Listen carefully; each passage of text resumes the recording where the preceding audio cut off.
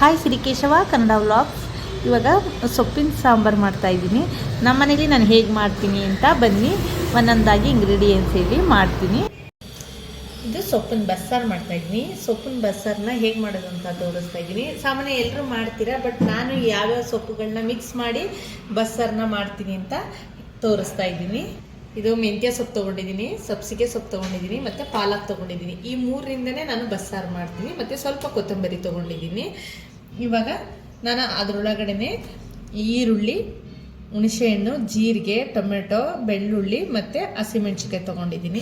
ಇಷ್ಟನ್ನು ತೊಗೊಂಡು ಇವಾಗ ನಾನು ಬಸ್ಸಾರು ಮಾಡ್ತೀನಿ. ಸಾಮಾನ್ಯವಾಗಿ ಮೆಂತ್ಯ ಸೊಪ್ಪು ಮತ್ತು ಈ ಪಾಲಕ್ ಸೊಪ್ಪನ್ನು ಬಸ್ಸಾರಿಗೆ ಹಾಕಲ್ಲ ಕೆಲವೊಬ್ಬರು, ಆದರೆ ನಾನಿಲ್ಲಿ ಈ ಮೂರೇ ಸೊಪ್ಪಿನಿಂದ ಬಸ್ಸಾರನ್ನ ಮಾಡ್ತಾಯಿದ್ದೀನಿ. ತೊಗರಿಬೇಳೆನ ಹಾಕೊಂಡಿದ್ದೀನಿ. ನೀವು ಇದಕ್ಕೆ ಹೆಸರು ಕಾಳು ಬೇಕಾದರೂ ಹಾಕೋಬೋದು ಸ್ವಲ್ಪ. ನಾನೀಗ ತೊಗರಿಬೇಳೆನ ಸ್ವಲ್ಪ ಹಾಕೊಂಡಿದ್ದೀನಿ. ಇದಕ್ಕೆ ನಾನು ತೋರಿಸಿರೋಂಥ ಸೊಪ್ಪನ್ನು ಹಾಕೋತಾ ಇದ್ದೀನಿ. ತೊಳೆದಿಟ್ಕೊಂಡು ಸೊಪ್ಪನ್ನ ನೀಟಾಗಿ ತೊಳ್ಕೊಬೇಕು. ಇದನ್ನೇ ಸೊಪ್ಪನ್ನ ಹೆಚ್ಚೋದು ಬೇಡ, ಹಾಗೆ ಹಾಕೊಂಡ್ರೆ ಸಾಕು. ಅಂದರೆ ಪೂರ್ತಿ ನಾವು ರುಬ್ತೀವಲ್ವಾ, ಅದಕ್ಕೆ ಹಾಗೆ ಹಾಕೊಂಡ್ರೆ ಸಾಕು. ಇವಾಗ ನಾನು ಏನೇನು ತೋರಿಸ್ದೆ ಅದನ್ನು ಇಲ್ಲಿ ಟೊಮೆಟೊ ಮತ್ತು ಈರುಳ್ಳಿ ಎಲ್ಲ ತೋರಿಸಿದೆ ಅಲ್ವಾ, ಅದನ್ನು ಕೂಡ ಇದರೊಳಗಡೆ ಹಾಕೋತೀನಿ. ಇದಕ್ಕೆ ನಾವು ಉರಿಬೇಕು, ಹಾಗೆ ಇದನ್ನು ಈರುಳ್ಳಿ ಬೆಳ್ಳುಳ್ಳಿ ಎಲ್ಲ ಹುರಿದ್ಬಿಟ್ಟು ಹಾಕೋತಾರೆ. ಹೀಗೆ ಹಾಕೊಂಡ್ರೆ ಇನ್ನೂ ಟೇಸ್ಟ್ ಚೆನ್ನಾಗಿ ಬರುತ್ತೆ. ಇದಕ್ಕೆ ಸ್ವಲ್ಪ ಉಪ್ಪನ್ನು ಹಾಕೊಳ್ಳೋಣ. ಉಪ್ಪು ಚೆನ್ನಾಗಿ ಸೊಪ್ಪಿನ ಜೊತೆ ಬೆಂದಾಗ ಚೆನ್ನಾಗಿರುತ್ತೆ ಅಂತ ನೀರು ಹಾಕಿದೆ. ಇನ್ನು ಸ್ವಲ್ಪ ನೀರು ಹಾಕೋತೀನಿ. ಜಾಸ್ತಿ ನೀರು ಹಾಕಬಾರ್ದು. ಸ್ವಲ್ಪ ಸೊಪ್ಪು ಬೆಂದು ಸ್ವಲ್ಪ ನೀರು ಬಿಟ್ಕೊಂಡ್ರೆ ಬೇಳೆ ಕಟ್ಟು ಮತ್ತು ಸೊಪ್ಪಿನ ಕಟ್ಟು ಸ್ವಲ್ಪ ಬಿಟ್ಕೊಂಡ್ರೆ ಸಾಕು. ಇವಾಗ ಇದನ್ನು ಕ್ಲೋಸ್ ಮಾಡಿಬಿಟ್ಟು ಒಂದೆರಡು ವಿಸಲ್ನ ಕೂಗಿಸ್ಕೊತೀನಿ. ಇವಾಗ ಈ ಥರ 2 ಕೂಗಿಸಿಟ್ಕೊಂಡಿದ್ದೀನಿ. ಇವಾಗ ಪೂರ್ತಿ ಸೊಪ್ಪನ್ನೆಲ್ಲ ನಾನು ಇವಾಗ ರುಬ್ಕೋತೀನಿ. ಇವಾಗ ಇದಕ್ಕೆ ರುಬ್ಬೋದಕ್ಕಿಂತ ಮುಂಚೆ 1-1.5 ಟೀ ಸ್ಪೂನ್ ನಿಮ್ಗೆ ಎಷ್ಟು ಬೇಕೋ ಅಷ್ಟು ಬೇಳೆ ಸಾರು ಪುಡಿ ಹಾಕೋತಾ ಇದ್ದೀನಿ. ನಾನು ಒಂದು ಮೆಣಸಿನ್ಕಾಯಿ ಹಾಕಿದ್ದೀನಲ್ವ, ಹಸಿ ಮೆಣಸಿನ್ಕಾಯಿ ಹಾಕಿರೋದ್ರಿಂದ ಅದಕ್ಕೆ ಸ್ವಲ್ಪ ನಾನು ಖಾರ ಪುಡಿನ ಕಡಿಮೆನೇ ಹಾಕೋತಾ ಇದ್ದೀನಿ. ಇದು ಬೇಳೆ ಸಾರು ಪುಡಿ. ಇವಾಗ ಇದರೊಳಗಡೆ ಇದಕ್ಕೆ ಕಾಯಿನೂ ಹಾಕೋ ಅಷ್ಟಿಲ್ಲ, ಕಾಯಿ ಹಾಕ್ತಿದ್ರು ಆಗುತ್ತೆ.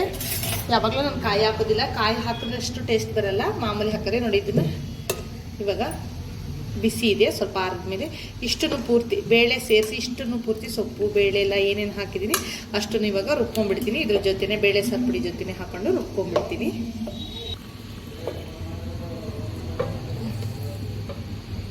ಇವಾಗ ರುಬ್ಬಿ ಎಲ್ಲ ಇಟ್ಕೊಂಡಿದ್ದೀನಿ ಒಂದು ಬಾಣಲಿಗೆ. ಇವಾಗ ಒಗ್ಗರಣೆ ಹಾಕ್ಬಿಡೋಣ. ಒಗ್ಗರಣೆ ಹಾಕಿ ಆಮೇಲೆ ಸಾಂಬಾರನ್ನ ಇದನ್ನು ಅದಕ್ಕೆ ಹಾಕ್ತೀನಿ. ಇದರಲ್ಲಿ ಕಟ್ಟು ಉಳಿದಿತ್ತಲ್ಲ ಅದು ಮತ್ತು ರುಬ್ಬಿರೋ ಅಂಥದ್ದು ಎಲ್ಲನೂ ಕೂಡ ಅಲ್ಲಿ ಹಾಕೊಂಡಿದ್ದೀನಿ. ಇವಾಗ ರುಬ್ಬಿ ಎಲ್ಲ ಒಂದಕ್ಕೆ ಇಟ್ಕೊಂಡಿದ್ದೀನಿ. ಇವಾಗ ಒಗ್ಗರಣೆ ಹಾಕ್ಬಿಟ್ಟು ಅದರೊಳಗಡೆ ಇದನ್ನ ಸೇರಿಸ್ತೀನಿ. ಇವಾಗ ಒಗ್ಗರಣೆಗೆ ಸ್ವಲ್ಪ ಸಾಸಿವೆ, 1-2 ಚಿಟಿಕೆಯಷ್ಟು ಜೀರಿಗೆ ಮತ್ತು ಈರುಳ್ಳಿ, ಒಣಮೆಣಸಿನ್ಕಾಯಿ ಮತ್ತು 1-2 ಇಂಚಷ್ಟು ಬೆಳ್ಳುಳ್ಳಿನ ನಾನು ಕಟ್ ಮಾಡಿ ಇಟ್ಕೊಂಡಿದ್ದೀನಿ. ಬೇಕಾದರೆ ಹಾಕೊಳ್ಳಿ, ಇಲ್ಲ ಅದಕ್ಕೆ ಜಾಸ್ತಿ ಆಗಿದೆ ಅಂದರೆ ಸಾಕು. ಒಗ್ಗರಣೆ ಸ್ವಲ್ಪ ಹಾಕಿದ್ರೆ ಚೆನ್ನಾಗಿರುತ್ತೆ ಅಷ್ಟೇ. ನೋಡಿ, ಈ ಥರ ಈರುಳ್ಳಿ ಎಲ್ಲ ಒಗ್ಗರಣೆ ಹಾಕೊಂಡಿದ್ದೀನಿ. ಒಣಮೆಣಸಿನ್ಕಾಯಿ ಹಾಕಿದ್ದೀನಿ.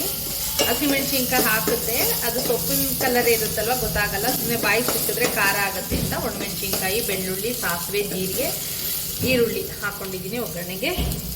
ಇವಾಗ ರುಬ್ಬಿಟ್ಟಿದೆಯಲ್ಲ, ತೋರಿಸಿದೆಯಲ್ಲ ರುಬ್ಬಿಟ್ಟಿರೋದು, ಅದನ್ನು ಇದಕ್ಕೆ ಹಾಕ್ತಾ ಇದ್ದೀನಿ.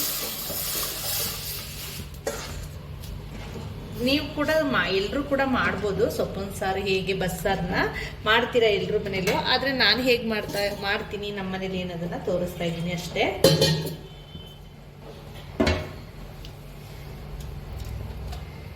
ನೋಡಿ, ಸ್ವಲ್ಪ ಉಳಿದಿದ್ದಕ್ಕೆ ನಿಮಗೆ ಎಷ್ಟು ಸಾಂಬಾರು ಬೇಕು ಅಷ್ಟಕ್ಕೆ ಸ್ವಲ್ಪ ನೀರನ್ನ ಹಾಕ್ತಾ ಇದ್ದೀನಿ.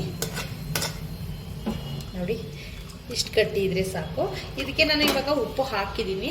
ಹಾಕಿದರೆ ಆಮೇಲೆ ಸ್ವಲ್ಪ ನಮಗೆ ಉಪ್ಪು ಬೇಕು ಅಂತ ಅಂದರೆ ಹಾಕೋಬೋದು. ಇದು 2-3 ನಿಮಿಷ ಚೆನ್ನಾಗಿ ಬೆಂದರೆ ಸಾಂಬಾರು ಚೆನ್ನಾಗಿರುತ್ತೆ. ನೋಡಿ, ನಾನು ಇವಾಗ ಸೊಪ್ಪಿನ ಸಾರು ರೆಡಿ ಮಾಡಿದ್ದೀನಿ. ಹಾಗೆ ಈ ವಿಡಿಯೋ ನಿಮಗೆ ಇಷ್ಟ ಆಗಿದ್ರೆ ಲೈಕ್ ಮಾಡಿ, ಶೇರ್ ಮಾಡಿ, ಕಮೆಂಟ್ ಮಾಡಿ. ಹಾಗೆ ಆದಷ್ಟು ನನ್ನ ಚಾನಲ್ನ ಸಬ್ಸ್ಕ್ರೈಬ್ ಮಾಡ್ಕೊಂಡು ನೋಡಿ. Thank you.